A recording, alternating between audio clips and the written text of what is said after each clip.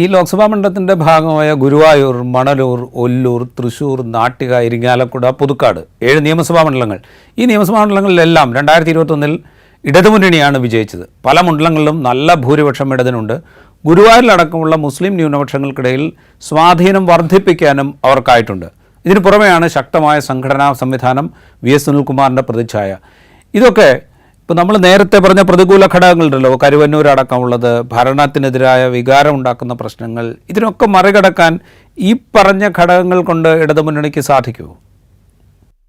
ഒരു പരിധി വരെ സാധിക്കണം. കാരണം ഇത് പല മണ്ഡലങ്ങളിലും നമ്മളിപ്പോൾ കാണുന്നതാണ്. ഈ മുസ്ലിം ന്യൂനപക്ഷത്തിനുള്ളിൽ ഇടതുപക്ഷത്തിന്, പ്രത്യേകിച്ച് CPM-നുണ്ടായിരിക്കുന്ന ഒരു പുതിയ സ്വീകാര്യത, അത് അതിനെ ഒരു വർഗീയ എന്താ പറയുന്ന ഒരു തരം പ്രീണനം എന്നുള്ള രീതിയിലല്ല അത് കാണേണ്ടത്. തീർച്ചയായിട്ടും ഇന്ത്യയിലുള്ള പുതിയ രാഷ്ട്രീയ സാമൂഹ്യ മാറ്റങ്ങൾക്കനുസരിച്ച് അതിൻ്റെ ഒപ്പം സ്വാഭാവികമായിട്ടും മതത്തിനെ എങ്ങനെയൊക്കെ ബുദ്ധിപൂർവ്വം ഉപയോഗിക്കാം എന്നുള്ള കളികളൊക്കെ എല്ലാം ഉണ്ടായിരിക്കണം. പക്ഷേ ഇത് കേരളത്തിൽ നിന്നിപ്പോൾ എല്ലാ മണ്ഡലങ്ങളിലും ചിലയിടങ്ങളിൽ അത് വളരെ എന്താ പറയുക ശ്രദ്ധായമാനമായിട്ട് നമുക്കറിയാവുന്ന പോലെ സമസ്തയിൽ ഉണ്ടായിരിക്കുന്ന ഈ വലിയ പൊട്ടിത്തെറിയൊക്കെ അതിൻ്റെ സൂചനകളാണ്.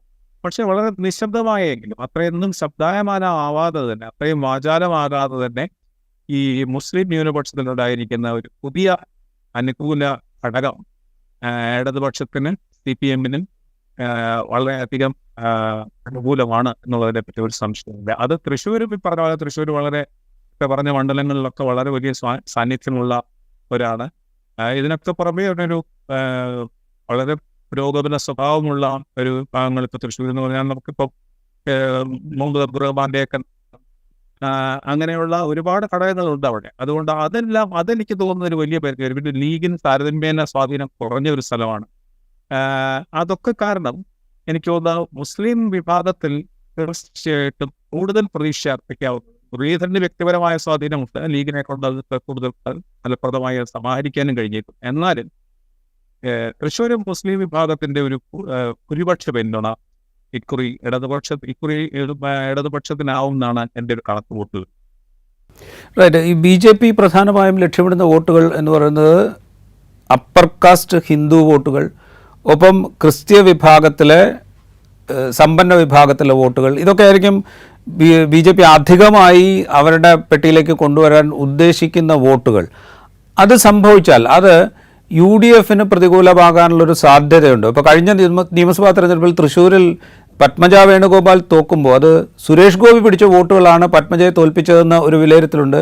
പത്മജ തന്നെ പറയുന്നത് പോലെ കോൺഗ്രസ്സിലെ ഗ്രൂപ്പുകളൊക്കെ പത്മജയെ തോൽപ്പിച്ചു എന്ന മറ്റൊരു വിലയിരുത്തലുണ്ട്. ഇത് ലോക്സഭാ മണ്ഡലം കുറെ കൂടെ വിശാലമാണ്, അത്ര എളുപ്പമല്ല. പക്ഷേ ഇത് ഏതെങ്കിലും വിധത്തിലൊരു ആവർത്തന സാധ്യത ഇതിനുണ്ടോ?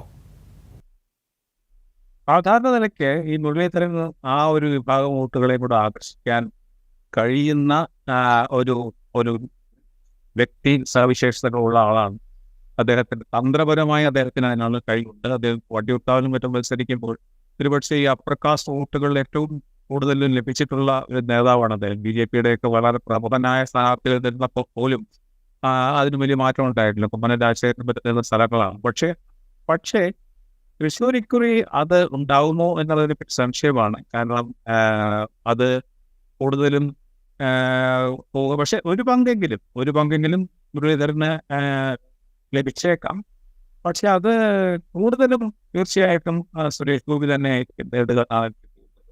അവിടെ ആ കാര്യത്തിൽ ഒരു വലിയ മാറ്റം വരുത്താനുള്ള ഒരു സമയമോ സാവകാശമോ മുരളീധരന് കിട്ടിയിട്ടില്ല. പക്ഷെ അടുത്ത തെരഞ്ഞെടുപ്പ് ആകുമ്പോഴേക്കും അവിടെ തന്നെ നിൽക്കുകയാണെങ്കിൽ ഇപ്പോൾ ഉണ്ണിത്താനും മറ്റും കാസർഗോഡ് സാധിച്ചിരിക്കുന്ന പോലെ ഒരു ഹിന്ദു വോട്ട്, ഇപ്പൊ സുധാകരന് കണ്ണൂർ കഴിയുന്ന പോലെ ഒക്കെയുള്ള ഒരു ഹിന്ദു വോട്ടും കൂടി സമാഹരിക്കാൻ കഴിയുന്ന കോൺഗ്രസ് നേതാക്കൾ ഒരാളാണ്. പക്ഷെ തൃശ്ശൂർ ഇതിനകം അതിനുള്ള നിലമൊരുക്കാൻ അദ്ദേഹത്തിന് കഴിഞ്ഞിട്ട് അദ്ദേഹം വളരെ അപ്രതീക്ഷിതമായിട്ടാണ് അവിടെ വന്നത്. അതിന് വളരെ തയ്യാറായിട്ടിരുന്ന ആളാണ് പറയാം. അപ്പൊ അതിന് ഒരു തയ്യാറായിട്ടില്ല. പക്ഷേ ഒരു തവണ കൂടി വന്നാൽ ആ കാര്യം ചിലപ്പോൾ അദ്ദേഹം സാധിച്ചിരിക്കും. ഇവിടെ കെ മുരളീധരൻ്റെ കാര്യം നമ്മൾ പറയുമ്പോൾ അദ്ദേഹത്തിന് മുസ്ലിം ന്യൂനപക്ഷത്തിനിടയിൽ നല്ല സ്വീകാര്യതയുള്ള നേതാവാണ്. ഇപ്പോൾ കഴിഞ്ഞ വടകരയൊക്കെ മത്സരിക്കുമ്പോൾ അദ്ദേഹത്തിന് വലിയ പിന്തുണ ആ വിഭാഗത്തിൽ നിന്ന് ലഭിച്ചിരുന്നു. തൃശ്ശൂർ കോൺഗ്രസിനൊപ്പം നിൽക്കുന്ന പരമ്പരാഗത ക്രിസ്ത്യൻ വോട്ടുകൾ ധാരാളമുണ്ട്. ഈ രണ്ട് ഫാക്ടേഴ്സ് ഒരുമിച്ച് നിന്നാൽ കെ മുരളീധരനൊരു മേൽക്കൈ ഉണ്ടാവുമെന്ന് പറയാൻ പറ്റുമോ? ന്യൂനപക്ഷ ക്രിസ്ത്യൻ ന്യൂനപക്ഷത്തിന്റെ ഒരു വലിയ വിഭാഗത്തിന്റെ വോട്ടുണ്ടാവും. പക്ഷെ മുസ്ലിം വിഭാഗത്തിൽ നിന്ന് അങ്ങനെ വലിയൊരു ഒരു പിന്തുണ അദ്ദേഹത്തിന് ലഭിക്കുമോ എന്നുള്ളതിനെ കുറിച്ച് എനിക്ക് ഉറപ്പില്ല. കാരണം നേരത്തെ പറഞ്ഞ ഘടകങ്ങൾ കൊണ്ടാണ്. വടകരയിൽ മുസ്ലിം ലീഗിന്റെ ഒരു വലിയ സാന്നിധ്യമുണ്ട്. പിന്നെ അവിടെ ഒരു അങ്ങേയറ്റം ലീഗുമായിട്ട് ബന്ധപ്പെട്ട ഒരു മതവൽകൃതമായിട്ടുള്ള ഒരു വിഭാഗമാണ്. അതെല്ലാം ഈ പറഞ്ഞ പോലെ ലീഗിന്റെ പിടിച്ചു നിൽക്കാൻ നിൽക്കുന്ന ഒരു വലിയ വിഭാഗമുണ്ട്. ഇതൊന്നും തൃശ്ശൂരില്ല. തീർച്ചയായിട്ടും ലീഡറിന്റെ വ്യക്തിപരമായി മുസ്ലിമിനെ അല്ലെങ്കിൽ മുസ്ലിം വിഭാഗങ്ങൾക്ക് ചിലപ്പോൾ സമ്മതനാവാം. പക്ഷേ അതൊരു പരിധിക്ക് അപ്പുറത്തൊരു വലിയ ഘടകമാവുന്ന തൃശ്ശൂര് മുരളീധരൻ അത് സഹായിക്കുമോ എന്നുള്ളത് പറ്റി എനിക്ക് അങ്ങനെ തോന്നുന്നില്ല, അത്രയധികം തോന്നുന്നില്ല. വടകരയിൽ അദ്ദേഹത്തിന് കിട്ടിയ പോലെയുള്ള ഒരു മുസ്ലിം പിന്തുണ തൃശ്ശൂർ അദ്ദേഹത്തിന് ലഭിക്കുമെന്ന് എനിക്ക് തോന്നുന്നു. തൃശ്ശൂർ നമ്മൾ അവസാനമായിട്ട് പരിശോധിക്കുമ്പോൾ ഇടത് ഐക്യ മുന്നണികൾ തമ്മിൽ ഒരു പ്രധാന മത്സരം നടക്കുന്നു. അതിനപ്പുറത്തേക്കൊരു സർപ്രൈസ് തൃശ്ശൂരിലുണ്ടാകാൻ സാധ്യതയുണ്ട്. തിരുവനന്തപുരത്തൊക്കെ സംഭവിച്ചതുപോലെ 2ാം സ്ഥാനത്തേക്കുള്ള BJPയുടെ വരവ്, അതിനെന്തെങ്കിലും ഒരു സാധ്യത തൃശ്ശൂരുണ്ടോ?